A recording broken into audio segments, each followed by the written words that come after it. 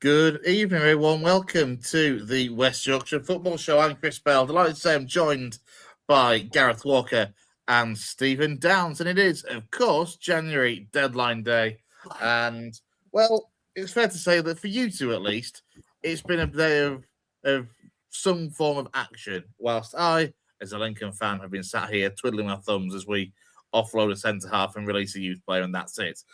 First things first, how are you both? Are we well? Steve, Gaz, are you well? It's about all good. Yeah, all good. Excellent. I mean, nice and brief. Look, let's. How are you, look Chris? I'm okay. As I say, it's just been a bit of a dull deadline day. I don't think I'm not even just referring to Lincoln on that front. I think generally speaking, it's been a bit of a.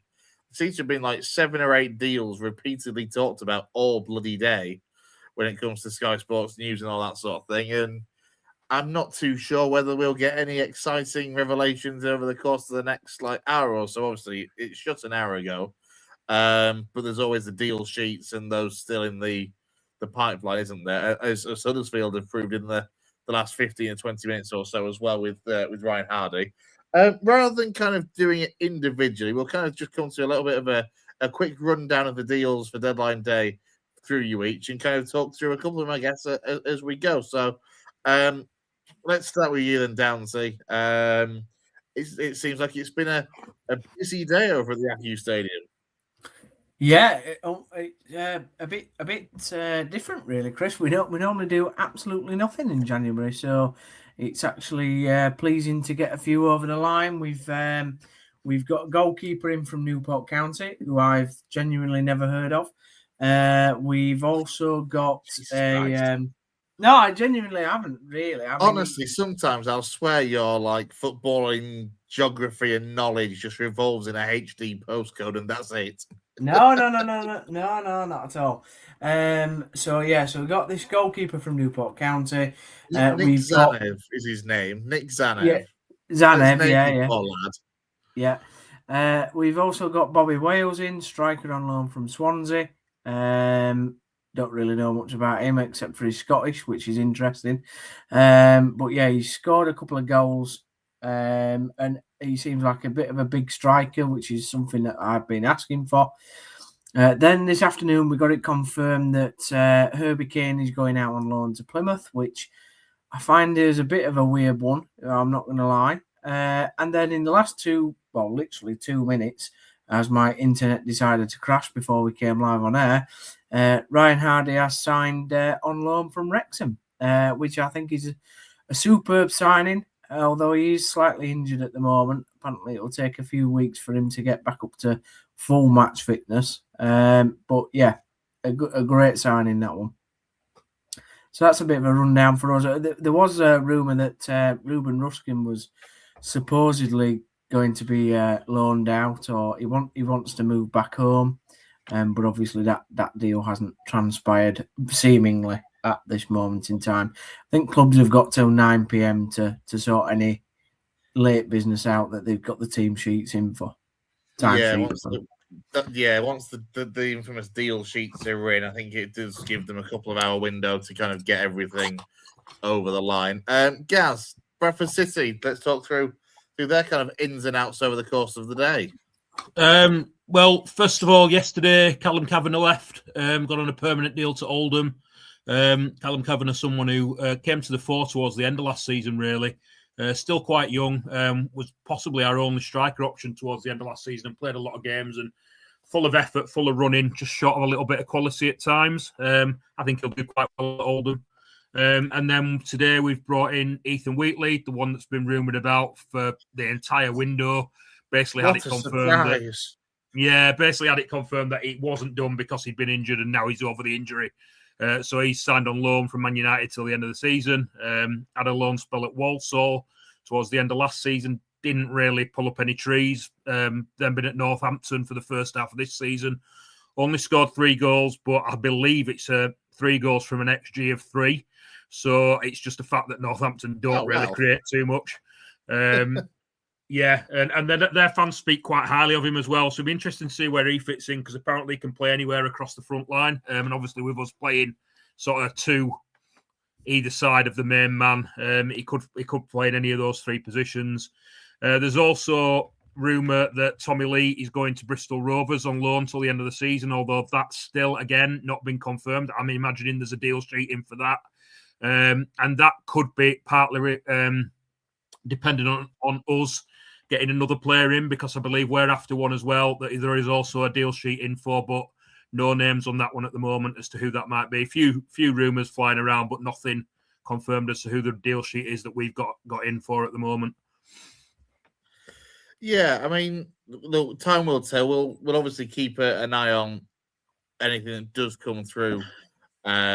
Whilst we're on over the course of the next kind of 45 minutes to an hour or so. Don't forget you can get your comments in as well if you are tuned in, joining us live.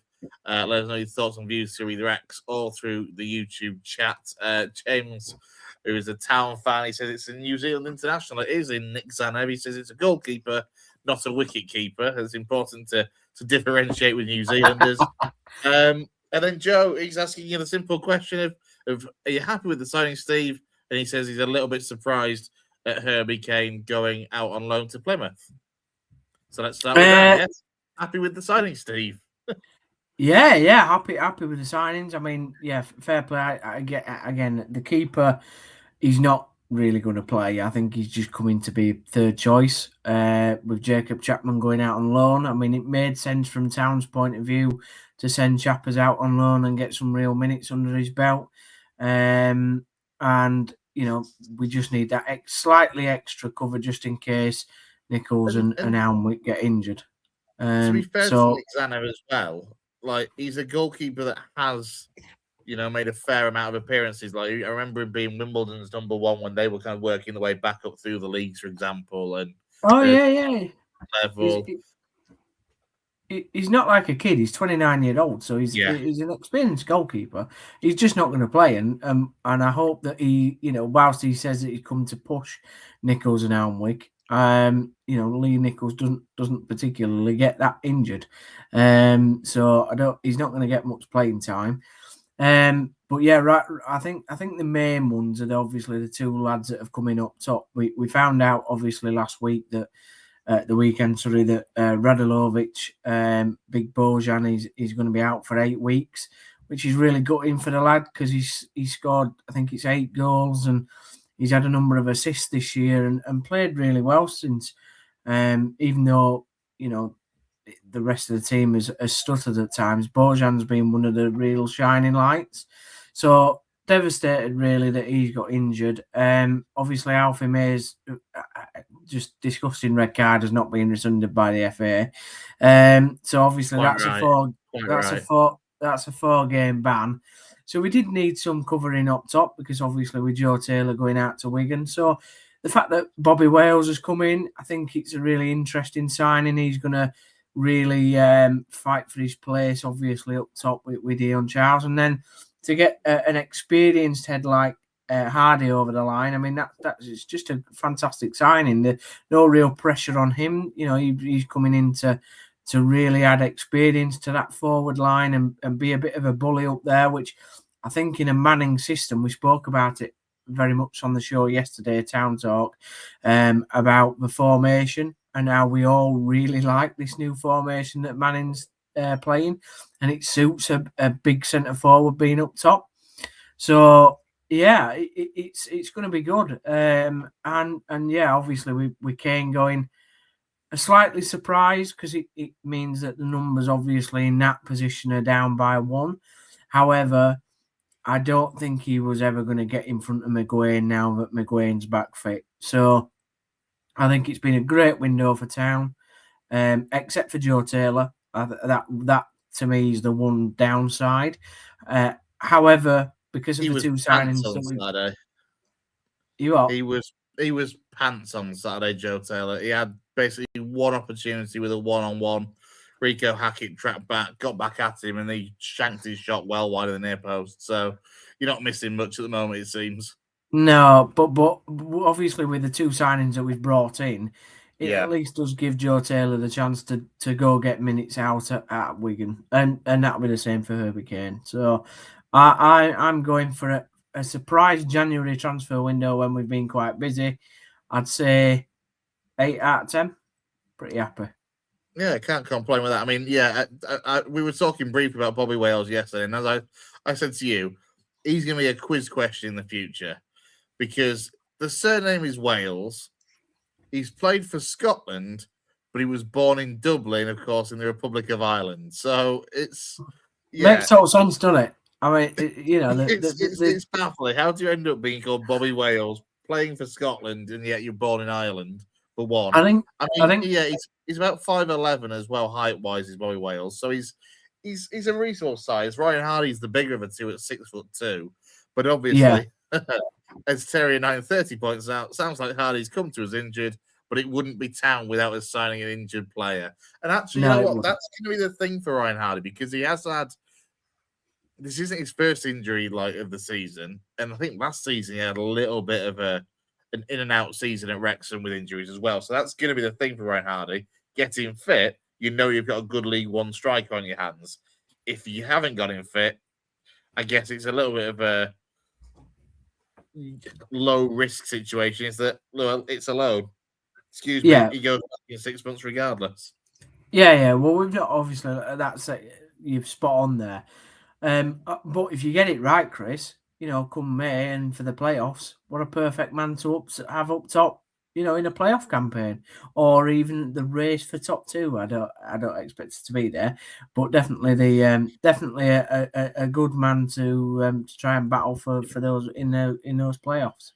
The Hardy one surprised me a little bit just because earlier in the window, certainly for the last couple of weeks, the press seemed to have been adamant that he's going to Bolton because obviously, and the story was that there were a few clubs after him. I didn't know if Huddersfield were one of them at the time, but a few different clubs after him. But he wanted to go back and play with Schumacher. Obviously, he was his manager at Plymouth, so that seems to have been quite a big turnaround today. That's obviously not happened, and he's rocked up at Town. So I think that is a good sign. Like Chris says, if you can get him fit. Yeah, I'd agree. I don't know if they signed the striker. Bolton have. They have brought in Johnny Kenny, who is he's a Republic of Ireland international. He's joined on loan from Celtic until the end of the season at Bolton. So maybe that's why they didn't go for Hardy. Yeah, that's it. It certainly shows why they haven't gone for Hardy, and I guess as well. If they've looked how at him, long Hardy's out. Yeah. Well, I mean, they've said in the statement, if you read it, it's they've very specifically put March, April, May as months in there. So I don't know whether that sort of tells you that he's going to be injured for at least 4 weeks. And God for that. Well, if it's March, April, May, that does not to me sound like he's going to be back in time for the Lincoln game on the 17th of March. If they put April and May in there as well, keep him out for that and I'll be happy. Yeah. I don't know if anybody else has seen this though. I know we're going off topic and we might speak more generally later on. But one of the big surprises this window that's just gone today is Keeler Dunn at Barnsley. He's gone to Wrexham, which has obviously meant that we can have Ryan Hardy in sort of opposite way. I don't know how. And we're talking that it would take at least 5 million to get him out of there. So they must have spent a good whack on him because I think he had 4.5 years left on his deal. And I'm pretty sure in Barnsley's position, what are they, 16th in the table? I mean, they're not particularly looking fantastic, are they? No. I mean, one thing I also saw that Luton were being linked with something I've rated a lot over the last couple of years, and that's Luca Connell, the central midfielder for Barnsley as well. I'm just looking to see if that's happened at all or not. I don't think it's gone through because he's to be fair, that'd be again. Is he Luca Connell? He's captain. Yeah. I mean, it doesn't look like that has happened. And Christ on a bike, if you were a Barnsley fan and you lost Davis Keeler Dunn and Luca Connell, you'd be. I think Keeler Dunn's a massive canal and giving up hoping to be in a relegation battle. I think you lost a pair of them, but I did see that Barnsley brought in Tom Bradshaw on loan from wherever the hell he was last. Millwall, maybe. I can't remember. Millwall. Oxford. There we go, Oxford. Thank you. To replace Keeler Dunn, which makes some sense. And Bradshaw's done well at Barnsley in the past. I mean, Keeler Dunn is a weird one. I do like him. I rate him highly. He's a cracking goal scorer. I saw him. He's one of those players that, as he's got older, he seems to have moved his position though. Because I remember going back 4 or 5 years when he was playing for Oldham, he was very much a wide man. Scored a couple of belting goals against Rochdale at Scotland, actually. But it seems in recent years he's moved into either a number 10 role or up front for Barnsley. But he's 28. It's a big loss, though, for Barnsley, that. It's a big loss for Barnsley. It's a lot of money for Wrexham. I just don't quite know if I would back him to be a success at Championship level. He's one of those players for me that would fit into that category of being a very good League One player, but possibly not quite Championship good. So it'll be interesting to see how he does. His position changed when he went to Mansfield. I think he went from Oldham, he went to Burton. Never really settled at Burton, but they played him slightly more central. And then Mansfield picked up on that, took him to Mansfield, and he was an absolute revelation more centrally at Mansfield. He was like one of their star men, and then got the move to Barnsley off the back of that, and he's carried on his form at Barnsley and obviously got another move up again. Bradshaw's ex-Barnsley himself, isn't he? So he's gone back to Barnsley. Yeah. I mean, look, as I say, we can afford to digress, I think, slightly and go a little bit off piece with deadline day, because obviously we've ran through the Huddersfield and the Bradford, and that's about it. Leeds in the end have come to nothing in the transfer window, of course, or certainly on deadline day. There was obviously question marks, and I know that Jane Browning will probably speak about this later in the week, ahead of the weekend's game. But there was obviously talk of them trying to get in on the Strand Larsen action, but that's not happened. He's confirmed by the looks of it for going to Crystal Palace, and obviously the Mateta deal's fallen through. So, I mean, I'll be honest, I'm quite surprised that if Leeds were looking at hijacking the Jorgen Strand Larsen deal, that they didn't have anybody else on the radar, it seems, to go for an alternative. Because, I mean, I was talking to Jay earlier, and I know he was saying that they've got 4 players that can play centre forward, but how many of them can actually stick the ball in the back of the net regularly? Because I'm not overly convinced by Okafor and the other chap that isn't Calvert-Lewin. And Pirro's shown so far that he's not a Premier League goal scorer. So Nemecha. That's it, Nemecha. I am concerned that if Calvert-Lewin gets injured, that they may not have the goals necessary to help him stay up. I mean, I know there's a big points gap for now, but that might not last. Gaz? I were hoping you'd take that one, Downsley. I know. All right. I'll take it, Gaz. I will just say that I noticed that Chris used the word concerned. I don't think he'll find you being too concerned about them not scoring goals. No, in a word, I think I've said all the time though that defensively Leeds look solid enough. They don't concede. I know they conceded against Arsenal. Bloody hell, most people will, won't they? I don't think defensively they're too bad at all. I've watched Leeds enough times this season to be convinced by the fact that they're solid. I've said since right from the beginning of the season, and I've been consistent with this, they don't have enough goals up top, right? And now DCL has had an unbelievable season, and unfortunately, the one time that he's actually played outstandingly well is the one season I say he's not going to score any goals. Of course, that would be the case. Nemecha, I'm not convinced by him. I'm similar to you, Chris. Pirro, we know, doesn't score goals at Prem level anyway. And yeah, Okafor, I don't know enough. I'm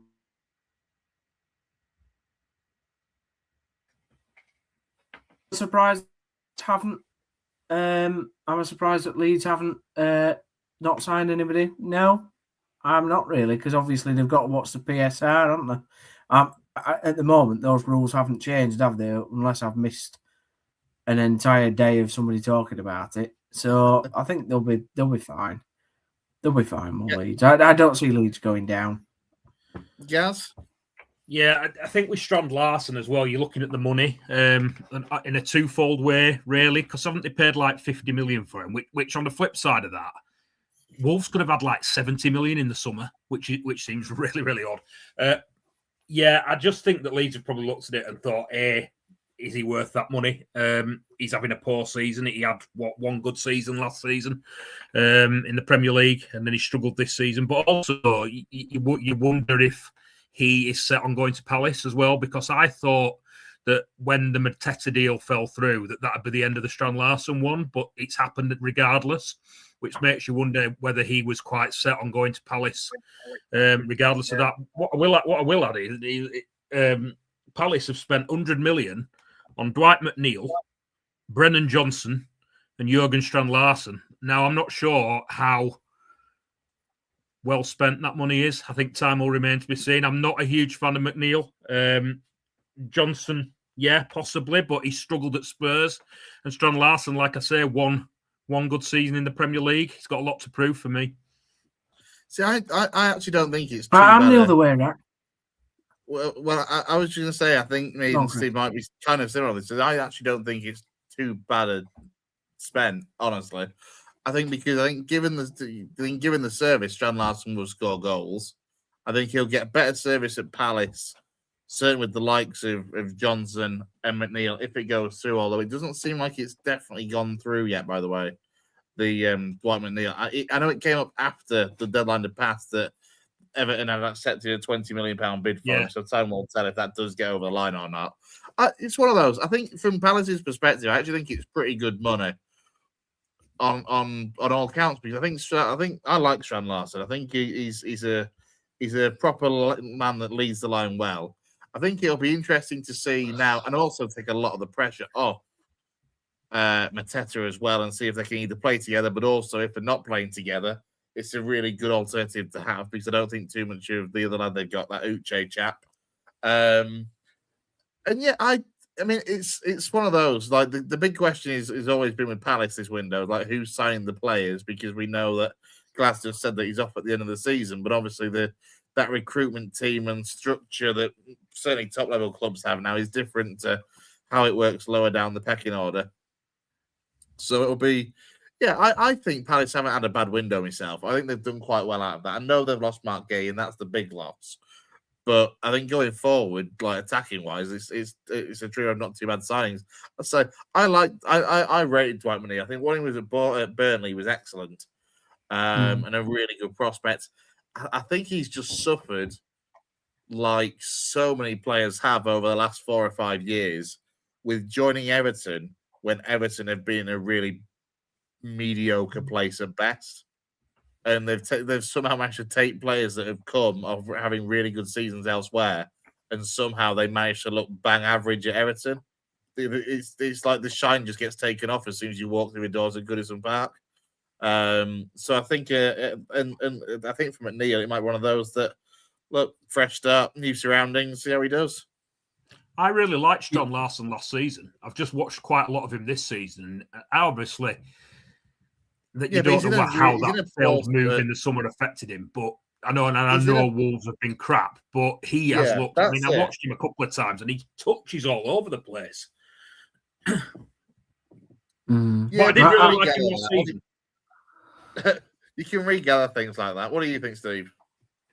I think I really. I mean, I know I put in the WhatsApp chat, didn't I, about Dwight McNeil, and I think he's all right. I think Burnley he created a hell of a lot of goals for Burnley when you look back. I think he had that outstanding season at Everton. I agree. Everton, unfortunately, is one of them clubs that, and I really like Everton. I know Gaz might not like that with the Liverpool connection, and obviously I have a bit of a Liverpool connection as well, but I don't mind Everton. But yeah, in terms of he had that really good season, and I agree with you. I think a lot of players unfortunately go to Everton and then they have a stutter or I don't know if I'd have paid 20 million, but yeah, it's fine. Strand Larsen, all I'd say, Gaz, is were you saying that was he set on going to Palace? He probably knows that Mateta is going to go in the summer, so he's going to be the main man in there. I mean, 6 months ain't going to make a lot of 6 months ain't going to make a lot of difference, is it really? And he might as well move to Palace, which is a team that he thinks hopefully will stay up, rather than staying at Wolves at a team that's definitely going to go down. So for me, for the player, for the club, probably makes a lot of sense. 43 million plus add-ons to take it to 50 is a lot of money. Be interesting to see whether that money is well spent in the end. Just playing devil's advocate on the fees for a figure for a minute. 43 million plus add-ons to take it to 50.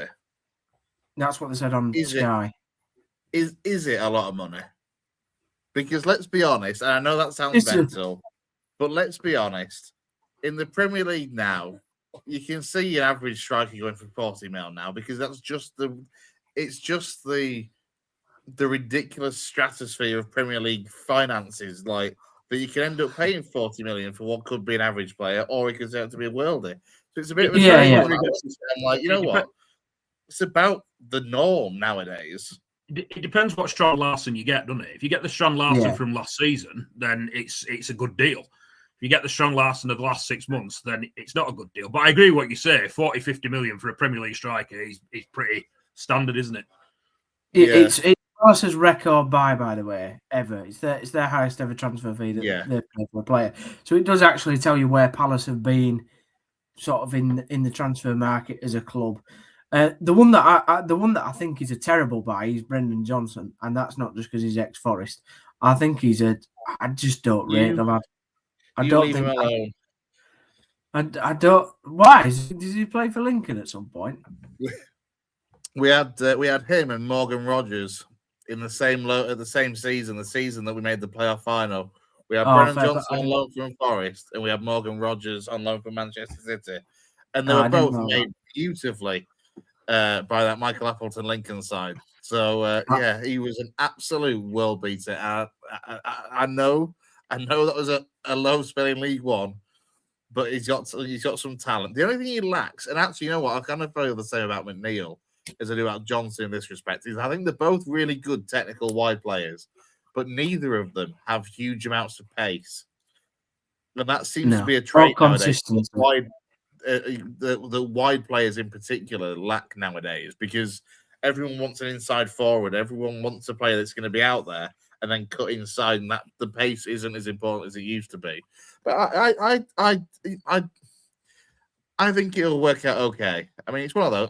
I think the signs that they've made actually will be enough certainly to keep them from being dragged into a relegation battle. It's just going to be interesting to see how Glasner works with what he's been given for the next 6 months before Glasner disappears to God knows where. Yeah, I think 35 million for me for Brendan Johnson's quite a lot of money, but that's only because I don't rate him. Somebody else might. But yeah, I think Palace is always going to be sell. It's interesting though because you look at Bournemouth. And they've sold brilliantly this window. Like they've made tons of money. Like and they don't seem any worse off. Well, they brought in that Rayan, didn't they? From Victoria marriage Vasco da Gama, somewhere in Brazil. Anyway, I think it's Vasco da Gama or something. But judging by his debut at the weekend, like they're not going to miss Semenyo one bit. He's only 19. Yeah. It's the wonders of Premier League football, isn't it? With the scouting networks that can just spot these 19-year-old kids in Brazil. I do want to ask Gaz though a question because I didn't know if he was going to touch on this, Chris. But what do you think to this centre back situation at Liverpool, Gaz? Because they've signed this lad, or supposedly they've signed this lad from Rennes, I think, in France, and he's only a young lad, but they've said there on loan, and he's going to come to Liverpool in the summer. And they were talking on. I was listening to Talk Sport while I was having my tea, and Danny Murphy was on. Who I really, really like Danny Murphy. I think he talks a lot of sense. But he was saying, if that was the case, and Rennes were only going to do the deal at 60 million, but they had to loan him back, why didn't Liverpool go in for another centre back? I do agree with that. I find it slightly strange when they need cover in that position. Yeah, they're not going to. Liverpool fans are very frustrated that they've not brought a defender in this window to play now because everyone can see how threadbare they are at the back. Both right backs are injured. They've got two fit centre backs now because Konate's come back from his.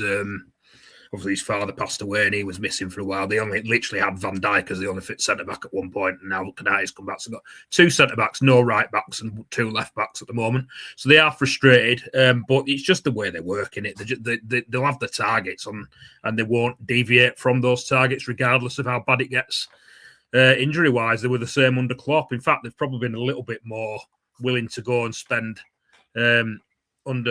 they are a lot more willing to go and spend under Slot than they were under Klopp. And they wanted that lad from, or there were talks of them signing the lad from Sunderland, who's on loan, Dutch right back Geertruida or whatever he's called. Oh, Geertruida. Yeah. Yeah, they were talking about taking over his loan because he was actually Arne Slot's captain at Feyenoord, and there were talks of them taking over the loan from Sunderland, but that fell through because Sunderland couldn't get a replacement in the 24, 48 hours that obviously they had if that had happened. But I think long term, he's really good as well. Liverpool. Sorry, mate.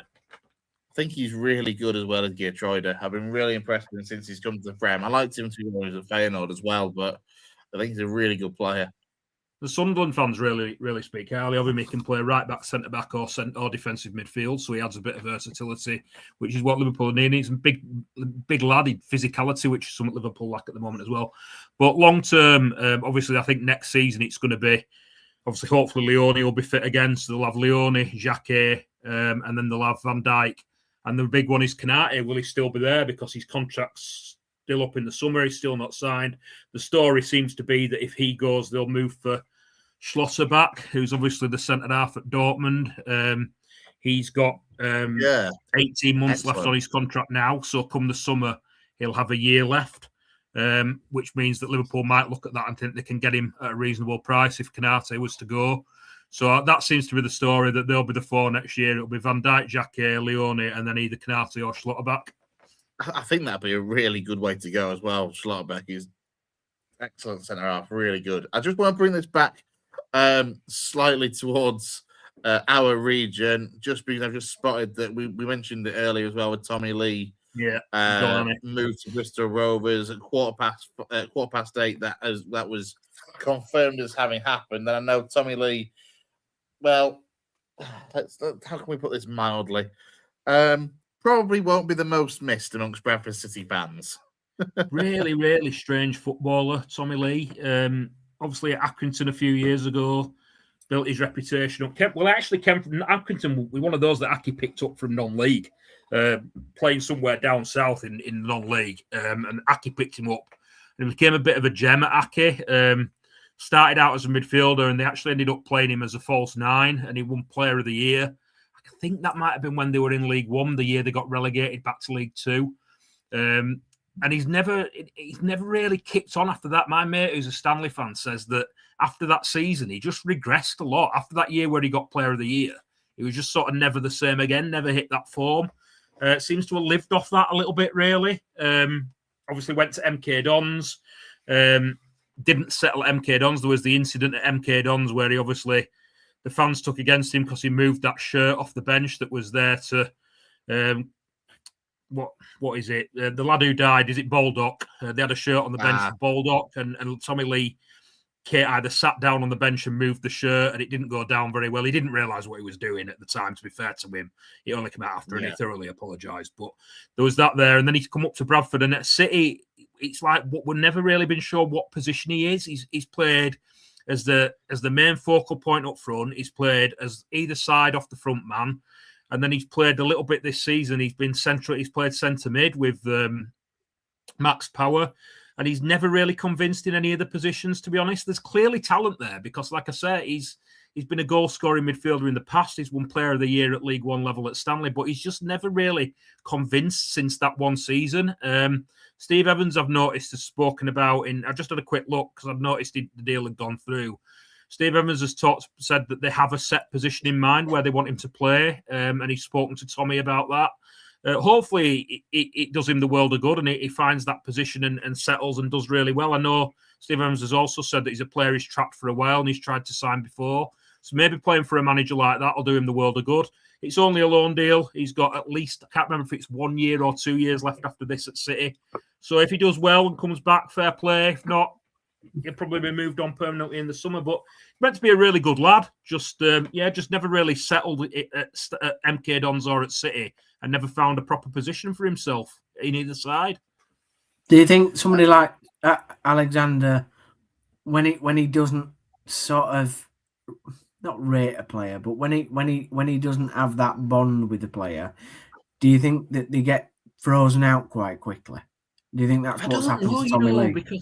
I don't know, because it was funny because he hadn't been seen for ages. He hadn't made the bench. He'd been sitting in the stands, and then he played against Lincoln last Tuesday night. He actually started the game, which was really random because he hadn't been seen for ages. What's interesting as well is those comments that I just said I'd seen that Steve Evans have made are very similar to the comments that Graham Alexander made when we signed him. Oh, we've got a set position for him. He's a player that I've been interested in for a long time. He's a player I've tried to sign before. He could have read it from the script that Alexander read out. So obviously managers see something in him. It's just him fulfilling that potential, really. There's something there. It's just never really kicked on. And we paid a fee for him as well, which is disappointing because I can't see us getting that back. And it's not something that City do. City are renowned for paying fees for players, especially obviously since the financial problems they had 15, 20, 25 years ago. What did you pay for him? Nobody knows. Rumour is it were about 100k. It was one of those undisclosed jobbies, but that was the rumour. I mean, is that a lot for City to pay? Yeah, it is for City because City don't pay fees. Yeah. I mean, I'm talking here as we can't all be Huddersfield Town. No, I was just going to say, well, when you paid 14 million for Isaac Mbemza, you know how to waste money. You know what I mean? I mean, let's be fair, that 40-odd million for Jorgen Strand Larsen, I'm surprised Huddersfield didn't try and blow him out the water. All right, Christopher. We know signings. Obviously, Lincoln are very, very confident, by the way, that these lads can get them through for the rest of the season, and you're not going to have any problems. To be fair, we have signed in January. Let me just think of who's come in. We let a couple of loanees go back at the start of the window. Josh Honohan's come in, I think, apparently about $500,000 from Shamrock, but he's not fit yet, so he hasn't played.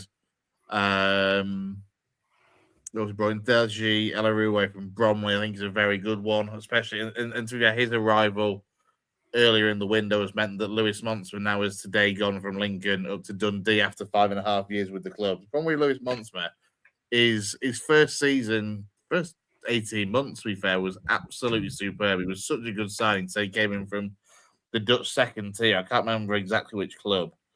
Yeah. He was such a sound player. Like, he was a rare goal-scoring centre-half where he could bring the ball forward and just take a shot from distance and find the net quite well. He did it in the COVID season, actually, against Rochdale away. I remember watching it on TV. But he's just had so many injuries since with his ACL over the last 3 years. But to be fair, I think there's been a little bit of sentimentality where the club have just kept giving him new contracts, 6 months here, 6 months there, extending it sort of thing gradually, but he's just never quite been able to get back to fitness. So for him, to be fair, to get a move to Dundee today, I think is a good move for him to go to the SPL. And then the other two that we brought in with that Ryan, I heard different pronunciations of it amongst Lincoln fans on Saturday, whether it's Ryan 1 or Ryan One, because it's O-N and then E with an apostrophe, with one of those little accents. So it's either One or 1, depending it's on not one. It isn't one. So yeah, him and Alfie Lloyd came in from QPR. It's one of those. I thought there might have been maybe 1 in today. Possibly a centre mid, but it hasn't happened. So clearly they're fairly content with what they've done. But it's just one of those. It just goes to show, like, when you look at the window in the last couple of days for like Huddersfield and Bolton, for example, the different markets that we're shopping in, to be honest, compared to Lincoln at the moment, is just ridiculous. It's compete, mental. Mate. You can't compete. No, don't start ganging up on me with your little money bags. Hey, it's true. Like, we brought in a striker in Alfie Lloyd in on loan from QPR who spent most of the first half of the season injured at Leyton Orient. I think he scored 1 goal. I think maybe 8 games when he was fit for him, and we brought him in. To be fair, he looks all right actually. He looks quite a decent little unit, physically at least. He got about 10 minutes or so on Saturday, and then a young player on loan from Sheffield United, compared to, let's be honest, Uriah Hardy today coming on loan from Wrexham I know he's not fit right now, but it's completely different levels of experience and know-how at League One level. So, but yeah, we will see, I guess. I rate my window 8 out of 10. What are you rating your window for your clubs? Go on, Gas. I'll let you start with that whilst I try and work out Lincoln's. I imagine this could be quite challenging. Actually, just before we come to that, I just want to touch on Ethan Wheatley, because, of course, he was the worst kept secret for the entirety of January. And literally on deadline day, on the 2nd of February, it's finally over the line. Your thoughts on Ethan? Only what I said earlier, really, Chris. I've not seen a lot of him. I saw that, like I say, he's got 3 goals from 3 XG this season, and he didn't do particularly well at Walsall last season. But Northampton fans speak quite highly of him. He's obviously played in the Premier League or come off the bench in the Premier League at Old Trafford, so United obviously see something in him. Apparently a bit of a pressing monster and can play anywhere across the front 3, so that'll fit in with the versatility that Graham Alexander wants up front. Hopefully he does well. Like you say, he's been injured. Picked up an injury, I think, against Town in his last game for Northampton, and been out for about a month. A foot injury, but they say he's fully fit now. It was the worst kept secret, because even Grant McCann tried to announce it for us in his pre-match press conference for Doncaster. I don't know if you saw that. That was priceless. So, I still don't. I don't like that, guys. How did you feel about that? Well, after what happened on Saturday with Doncaster and the bench, and I just think Doncaster or Grant McCann, I'm going to use quite a strong word, but I think the word classless applies to Doncaster and Grant McCann and the setup there at the moment. Very, very Billy Big Bollocks, very, very got a lot to say for themselves, but ultimately try to force a rivalry with City, and have done for a few years. You're not having a Mayor. You didn't have a last season, did you? The thing is, mate, I don't really care about them themselves. I think they've forced a rivalry. What City fans have had a problem with has been more the individual in Jordan Gibson, who used to play for City. That's where the sort of animosity is between him and City, and City's fans and him. And Doncaster fans seem to attack that upon City, and now hate just force a rivalry with City because we don't like Jordan Gibson. But Grant McCann, just a couple of things he's done. That's 2 or 3 things that I just think a bit classless, really. Don't need to do stuff like that. Just keep your powder dry, mate. I think Graham Alexander he didn't call him it, but he used the word for Mourinho after his match on Saturday, talked about mind games and says he doesn't get into things like that. So I think the feeling runs a bit deep. I just think Grant McCann should have just kept his gob shut, really, and could do on a few occasions. Yeah, well, there was a ticket thing, wasn't there, as well? You know what I mean? Yeah, there was that, and then obviously there's the iPad thing at the weekend, which he's now denied. He's come out, he's been asked about it today, and says that never happened. But he's always going to. I don't know whether it did or not, but the rumor of it, someone obviously saw it. Otherwise, the rumor wouldn't have started. It was Simon Parker that put it in the TNA on the TNA blog that this iPad thing had gone on. So I don't know where I don't know where Simon got the story. What's the iPad? But it's obviously come from somewhere.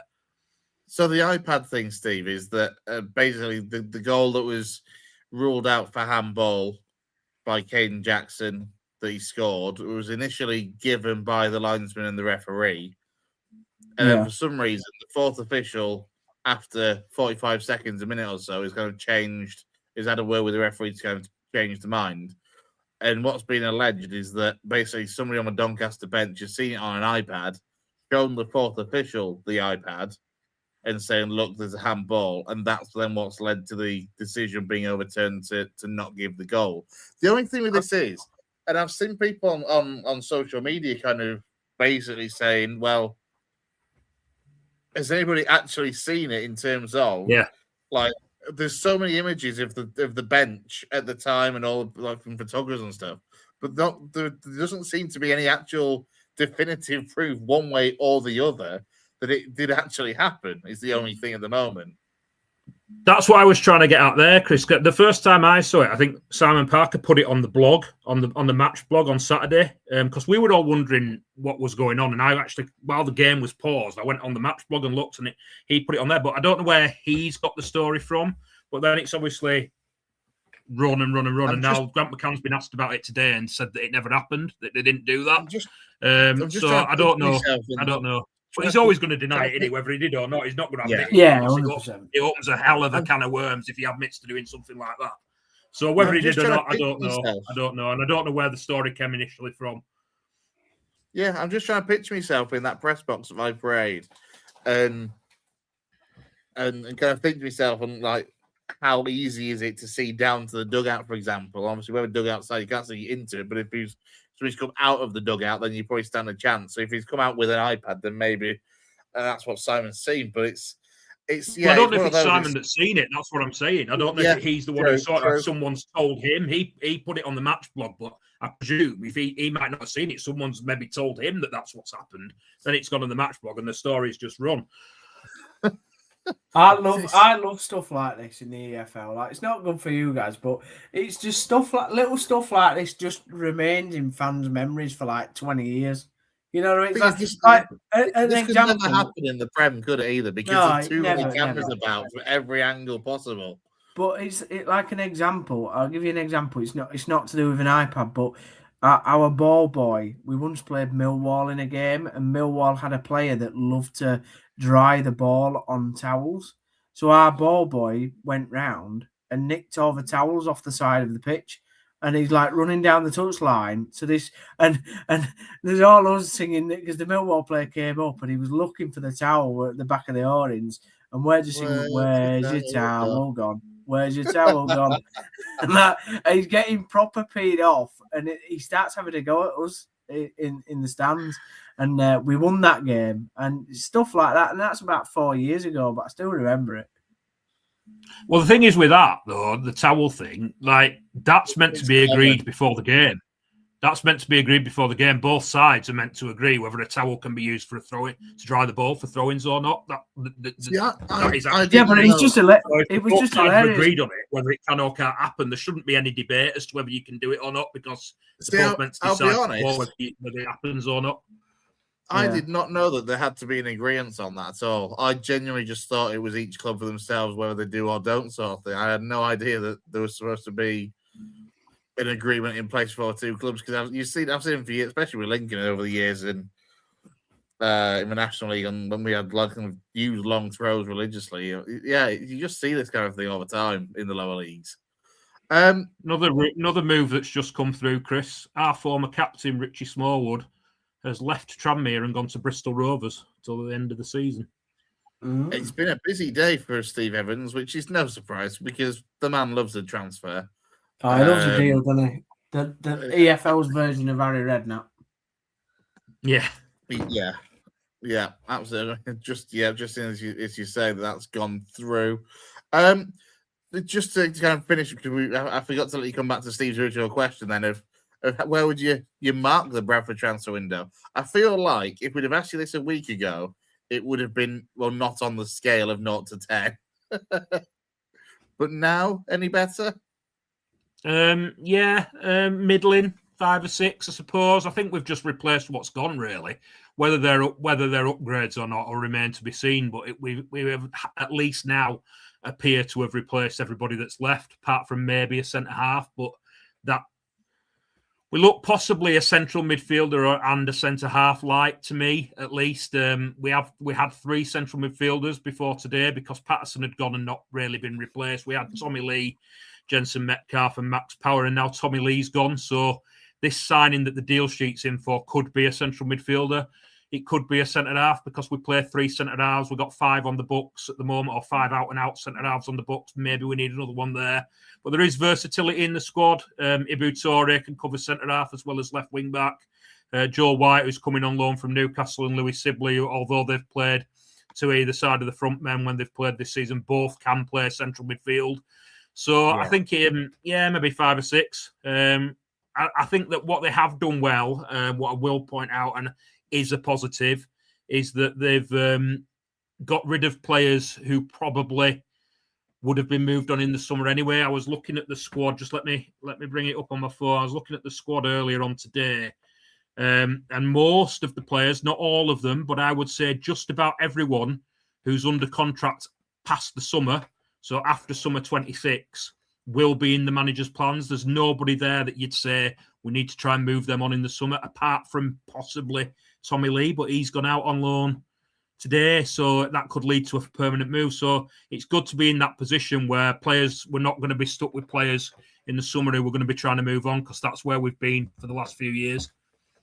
So you've got a timesheet still in, Gaz? Is that what you're saying? I believe so, yeah. A deal sheet. Deal sheet, whatever it's called. Just on that, by the way, I don't know if anybody remembers this. Town fans will definitely remember this that's watching this. A few years ago, when we signed Rolando Aarons from Newcastle, people will remember that we sent it to the fax machine a minute late, so we missed the chance to get him. He came 6 months later. He played about 2 games and was injured for the entire time he was at Town. He then left on a free. So that was one of the most weird. I think he came in 2019 or 2020, something like that. Anyway, he came and we missed. We somebody lost the paper to go in the fax machine or something, or didn't know how to work the fax machine, and that's why we couldn't sign him. He was really highly rated at one point, Rolando Aarons. I've just looked. He's at Morecambe now.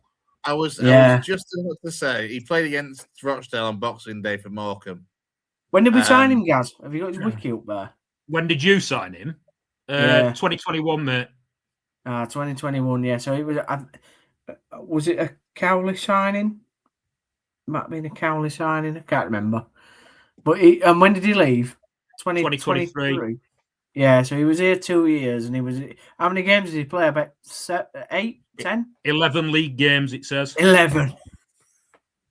11 league games in 2 years. Oh God! But he was really, really highly rated, wasn't he? Yeah, well, yeah. I mean, we didn't. I don't think we paid a fee for him, from what I remember. Or if we did, it was low. It was low. Undisclosed fee, apparently. But then, to be fair, he was loaned out in August of 2022 as well. So he ended up out on loan at Motherwell before he left. Yeah, but he got injured there as well. I don't think he played a lot of games for Motherwell. I think that he's one of those players that you will look back on and think what could have been had it have been like if not for the injuries. Because as you say, he was highly rated as a youngster, and then his career has just gone peculiar. Like he ended up playing in Slovenia, at Kalij. He was on trial in Georgia apparently, and then rocked up at Morecambe in the summer as one of when you do them quiz questions where you just screenshot a player's like career history. He'd be a proper Arden, would Rolando Aarons.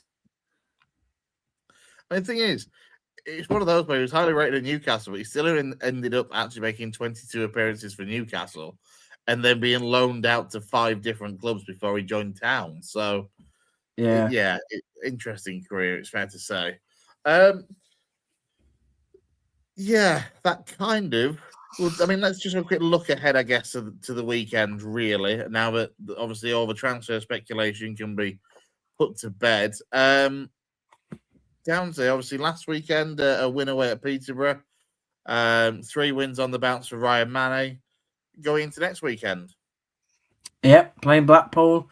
It's going to be a difficult game against an Ian Evatt team. You always know what you're going to get with an Ian Evatt side. You know, it's going to be a bit of a fight, bit of a tussle. I think his name's Ashley Fletcher, lad up top for them. Yeah, he's the danger man. Seems to be having a good season. He's one of them players. If you want. Yeah, guys, go on, for Chris, it. Go on, Chris. You say what you're going to say. Well, I was just going to say that he's one of those players that again was really highly rated because he's a big lad. He's 6'3", 6'4", something like that. He's pacer, but then at some clubs he just couldn't hit a cow's ass with a banjo. Yeah. And then then he's had a season like he's having now at Blackpool. Go on, Gaz. He's a Bradford lad. He's Ashley Fletcher. There is a rumour doing the rounds earlier in the window that City were looking at trying to bring him in. He's been linked with us before, probably because he's a Bradford lad. But yeah, since he's out of contract in the summer, and it's quite interesting that since Ian Everett's gone in there, he suddenly started scoring for fun. He's not really done it prolifically anywhere, but since Everett's gone in at whatever they've done with him, he started scoring, and he looks like the player that we always knew he could be, because obviously, like you say, he was highly rated as a lad at Man United. And the story wasn't it, that when Rashford got his debut at Man United, that he was actually behind Fletcher in the pecking order, but Fletcher was injured at the time, and Rashford was younger. So when Rashford ended up making the step up, that obviously he just went on and flourished, and Ashley Fletcher ended up getting released. He got to Middlesbrough. I think he went to Middlesbrough, didn't he, or Watford? He ended up at Sunderland. He was on that documentary, wasn't he? I think you're right. I think he was at Middlesbrough at one point. He's just had, as I say, one of those careers where you look at, especially what you were saying then about, being injured at United. He went to West Ham from Manchester United and then went to Middlesbrough. Yeah, but I mean, you look at his goals return, and I mean, I'm just taking this off Wiki, so it's a little bit of a pinch of salt, etc. But from Manchester United, he had a loan spell at Barnsley, 5 in 21. Then he went to West Ham, didn't score at all in 16.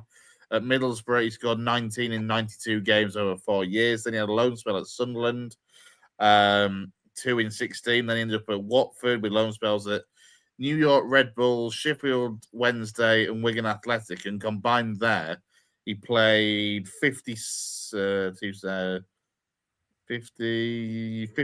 games, I think, and scored 2 goals between those 3 clubs combined. And his record for Blackpool was 23 and 68. So, and most of those, I think, have come this season. Yeah, they've come since Ian Everett went in, haven't they? Yeah. I think he's like you said, Chris, he's a big striker, got a bit of pace about him, very useful up top. I mean, they have only, won 1 in 6, lost the other 5. So they started to climb, didn't they? They started to climb when Everett went in, because I remember we drew 2-2 at their place. They gave us a really good game. And then that form, that kind of, I dare say, honeymoon period, to use your cliche, is ended, and they just seem to be dropping like a stone again back towards the bottom, so back into the bottom 4. Yeah, so I mean, it's a good chance for I mean, I never thought we'd get 4 from 4 with a new manager coming in, but I tell you what, the one thing against Peterborough, look, I thought we were going to draw that game at 2-2, and yet the lads have pulled it out the bag with fantastic.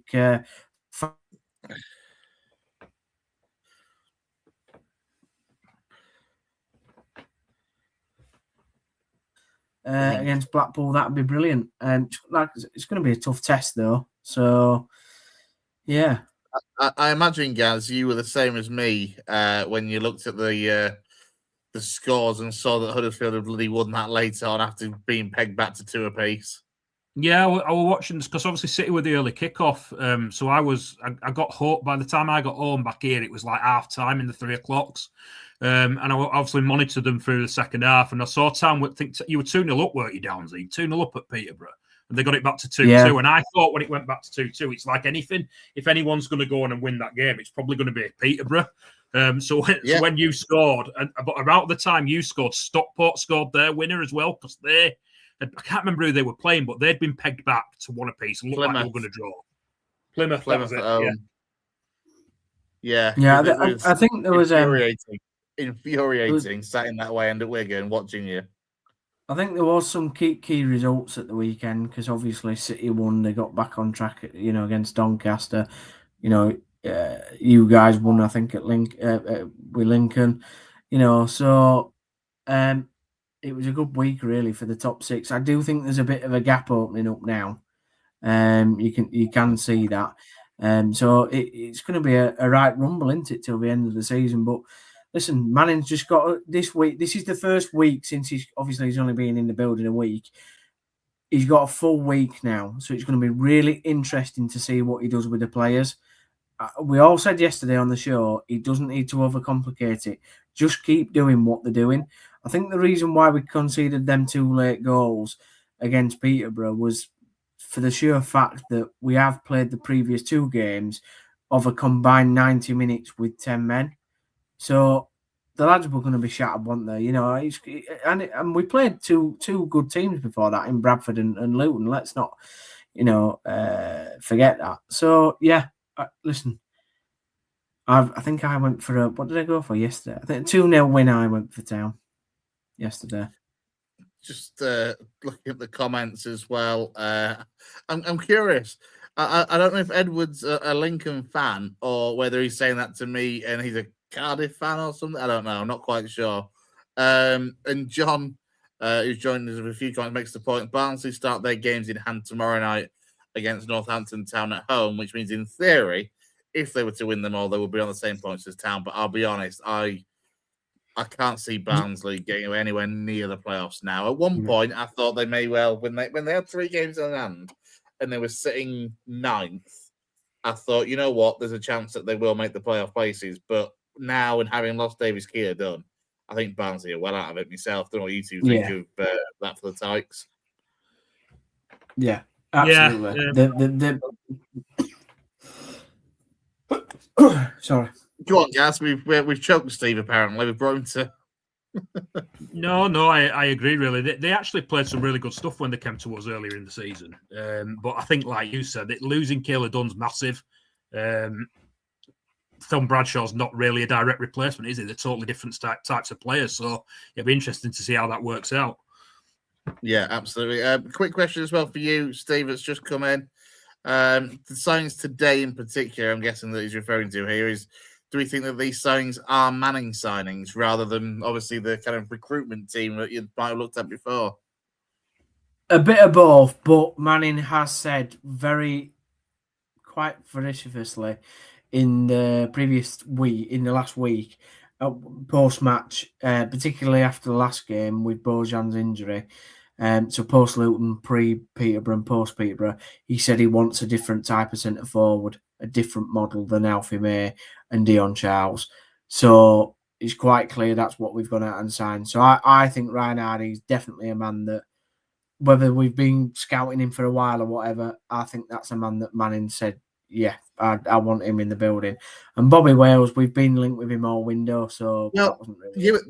I'm really intrigued about Bobby Wales. I must admit, I am quite curious to see how he gets on, just because as a Lincoln fan, he was linked with us as well earlier in the window. Honestly, I think Bobby Wales has been linked with like 21 of the 24 League One sides at some point over the course of January. Everyone's except for City looking at Bobby Wales just because of what a peculiar chap he is in terms of being born in Ireland, plays for Scotland, surname Wales. He's an unknown, isn't he? He's an unknown. Yeah, he's played so few games. He played, I think, 30-odd games for Kilmarnock, scored only a couple of goals, then joined Swansea, and has only, I think, played 4 games this season. Did he have a loan spell last season? I can't remember when I was looking at him. But this season, I think he played like 4 games all in the cup or something and scored 1. Yeah, I think he can. He's a young lad, so I think he'll be able to play anywhere in that front 3 that Manning likes to play with. We play with a 3-4-3 system, so I can see him sort of interchanging within the positions for sure. Where Ryan Hardy won't. Alloa, that was where he had that loan spell. He had a loan spell from Kilmarnock at Alloa Athletic, which is Scottish League 1, I think. And he scored 12 in 27 for them. So yeah, be interesting to see how he gets on.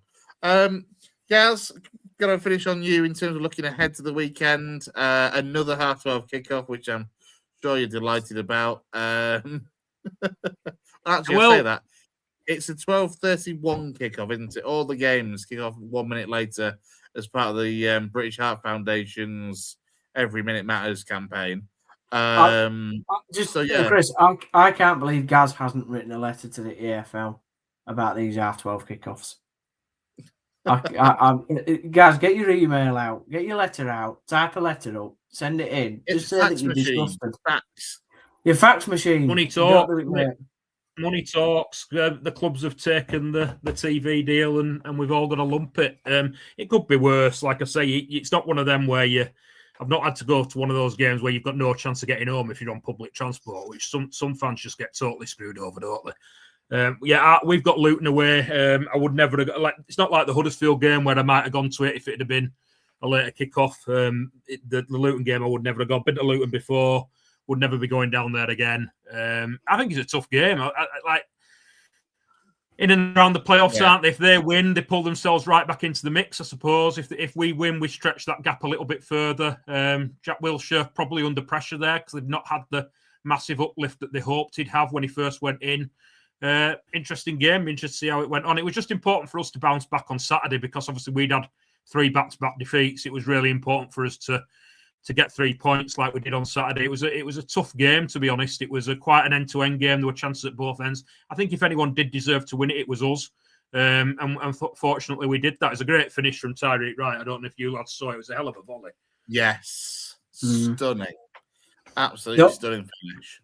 Obviously, we played Luton only the other day, guys. They're not a fantastic side, mate. But they're all right. They're half decent, but they're not. For the squad that they've got, they should be doing better. Secondly, don't pull Casey Palmer's hair because you'll just get a 4-match ban. Hair pulling's a red card. Yeah, it is. Simple as that. I mean, to be fair, I haven't seen the incident down, so all I've seen is that he's pulled his hair. So to me, if you pull his hair, it's a red card. Guys, I haven't actually seen the specific. Don't round me up, guys. I mean, to be fair as well, guys, Lincoln played Luton away not too long ago. We were 2-0 up in that game and drew 2-2 in the end. So, I think it's one of those for Luton. They're a lot stronger at Kenilworth Road than they are away from home. City have made a signing. It's gone through. Hang on. We've signed Lee Evans, central midfielder from Blackpool, till the end of the season. Fair enough. I've heard of him. It's a solid start. The footballer, not the comedian. Yeah, not the comedian. He actually was on loan with us about 10 years ago when Parkinson were manager, and he was absolutely fantastic. I believe he's had a lot of injury problems since then, and Blackpool fans don't necessarily speak too highly of him. But if he can rediscover his form that he's had in the past, he's a hell of a signing. So like I said, when we were in League One before the Parky, we had him, and he was absolutely fantastic on loan. Was he on loan from Wolves at the time? I think he might have been, mate. Yeah, I'm just going to have a look now. Yeah. I think it was Wolves. I think he was a Wolves. I think he went to Wigan, didn't he? Yes. Is he like 30, 31, Gaz? He's old, isn't he? Just going to look now. He was brilliant for us when we had him on loan, but like I said, that's going back 10 years. He's 31, yeah. Deadline day. 31, yeah. Yeah. Actually, we had him on loan from Wolves. Then he went on loan to Wigan. And then he signed for Sheffield United permanently before going back to Wigan permanently. He's been about a bit. Ipswich, then he had a spell at Ipswich, spell at Pompey, spell at Blackpool, and now he's rocked up at City on deal till the end of the season. I think that's fills the gap that we'd let go. It fills the gap in central midfield, put it that way. We've now got some cover in there for Metcalf and Power. Yeah, that makes a lot of sense. What I will say is the next time we do transfer deadline day, for those that are viewing, if there is a late signing, Chris will make specific yellow and black banners to go for breaking news. Yeah, I'll be honest. I'm disappointed that we said it before. I was talking to some friends earlier. Deadline day should always be like an 11 p.m. or midnight deadline. Like none of this 7 o'clock. I mean, even Scotland get the excitement till 11 o'clock tonight. I think it is. So, it just ruins it. Like we've had some good streams in the past that admittedly have been about 4.5 to 5 hours long, covering deadline day from about 8 p.m. through until about 1:30, 2 in the morning or something daft. But, there were good streams and that's what deadline day should be all about for me. You love it, don't you, Chris? You love deadline day. None of this 7 p.m., all the agents and secretaries tucked up in bed by 10. Like, what's all that about? It does take the drama of like having a player driving around London who thinks he's going to QPR at 10:59 p.m. You know what I mean? Did he just rock up at the training ground or something? No, we're not signing you. Go away. He turned up at Loftus Road when Harry Redknapp was the QPR manager. The honest to God, this has been half the problem with how little action there's been in deadline day today. Is I reckon they've gone through that story about 14 different times on Sky Sports News alone over the course of the day. So he rocked. Go on, Downsy. We'd love to sign you, but we can't. And then there was no fee agreed, so he was just. They booked a hotel room somewhere near Loftus Road, and they just went. He was just driving around London for like an hour. If anybody goes to watch the Under the Cost podcast, he tells a story brilliantly on there. It goes on for about half an hour. It's fun. Who's the guest when they tell the story? Does it Odom Wingy himself? Yeah, Odom Wingy himself. Yeah. Oh, that'll be worth a watch. Actually, you know what? Which nobody's ever really heard his version of events, because obviously I was just thinking this. He went from West Brom to the deal was from West Brom to QPR, and obviously he'd and what made it weird was obviously the next day in training he said that he had to go back into the West Brom dressing room and go, "All right, lads, I did say bye to you like 12 hours ago, but I'm back." Can you imagine that level of awkwardness? The West Brom fans obviously didn't get on with him after that, did they? But he did play for West Brom for a number of years. So yeah, if anybody does get the chance, do go listen to that his side of the story, because it is really fascinating. Another deal's gone through, lads. A town departure, Downsy. Oh, Gaz is giving me news. I've just seen it flash up on my phone because I'm logged into the West Yorkshire football account on Twitter, so I get notifications from our clubs because Lou set them up ages ago. Your lad Ruben Ruskins has left. Has he gone to Oxford? He's gone to Oxford, mate. Yeah, on loan. I thought, yeah. So that. I'm sure not half an hour. Stephen Downs said there's talk of Ruben Ruskins leaving because he wants to be closer to home. Yeah, he does. The Netherlands is not bloody Oxford. No, but there is a thing with this. So, he does want to go closer to home. That is absolutely true. However, I don't think that they could get a deal done quick enough to get him back to the Netherlands. So, I suppose to get him game time. Oxford's the middle ground, is it? Oh yeah, I suppose so. In this scenario, it should have gone to Hull. Like, if he wants to be in middle ground to bloody the Netherlands, like, I don't think to Hull. It could be in Rotterdam overnight on a ferry.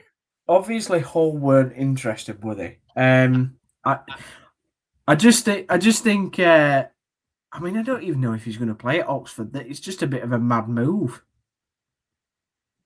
I don't know who their fullbacks are, so I don't know. It just seemed a little bit. I mean, I know Lou earlier loves to coin the phrase "panic buy," but it does seem a bit of a strange one. I mean, from a town perspective, Downsy, how much had he featured over the course of this first half of the season? Okay, not at all. A bit. Well, yeah, he'd been in some games, but not like as a starter, because obviously he plays on the same side as Miller, and now we've got Ballymumba.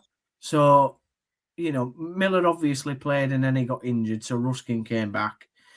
And then Grant started messing around with the system and whatever, so he didn't really play with a proper fullback, and then he started putting Gooch at left back and whatever. And then we bought Ballymumba. So really, Ruben's just not... He were never going to get a game. I mean, Mumba's the type of lad really... I mean, I'm going to say this by touching wood, to not really get injured. So... now you've done it. Q get an injury tomorrow. So yeah, he won't going to play. I don't know if he's going to play at Oxford. That's a really weird... Like, for town, I'm not really bothered. Doesn't really make a difference to us, but for Oxford, yeah, bit of a weird move for Oxford, that. I suppose from a town perspective, it's just recouping some of the coinage that you'll be paying out towards Ryan Hardy's wages at Wrexham. So probably. It doesn't really make a difference to my rating of the window because he wasn't gonna play. I think there was just obviously with some ins there needed to be some outs, didn't they? So Herbie Kane is probably the more strange one. Ruben going to Oxford, Chapman going on loan, things like that. So, yeah, he will go back to the Netherlands in the summer, 100%. Yeah. And all he will be remembered for, really, is having a decent corner and getting sent off 5 minutes into his debut.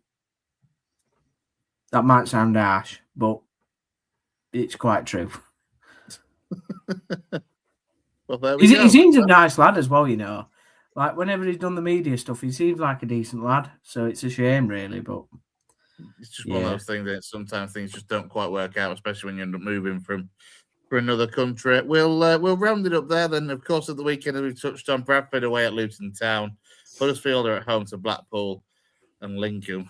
We're away at Plymouth Argyle, which they've made a few signings today, I think, of Plymouth. So I'm not over. In fact, that's got Herbie Kane being a pain in the ass written all over it. Come on, Herbie. Come on, do it, lad. Do it for the town. Lawrence Don't you Alage dare. is the one to watch, Chris. Yes, yeah, big striker, Are you going, good Chris? player. So yeah. Are you going? Are you going down to Plymouth? You know what? I won't be. I'm not, but I won't be a million miles away. I will be in Yeovil for Yeovil versus Rochdale on commentary duty. But yeah, Yeah. Right. We will end it on that. Big thank you to everyone that's joined us over the course of the evening and got your comments in. I'll say it's not been quite the same as our usual deadline day streams due to a bloody stupid early finish for the transfer window. But we hope you've enjoyed it anyway. If you caught us late, you can watch it from the start again on YouTube. And we'll be back over the course of the week with different shows on the channel as well. Just check out our social media pages on X, at the West Yorkshire Football Show, and on Facebook as well for those. Jay and Brownie, I'm sure we'll have some Leeds content. And then we know Steve, you'll be back on Sunday with the aftermath of whatever happens against Blackpool at the weekend. We'll be back next week with our usual Monday night show as well, looking back at the weekend's action. So we shall see you soon here on the West Yorkshire Football Show. From myself and Gaz and Stephen, good night.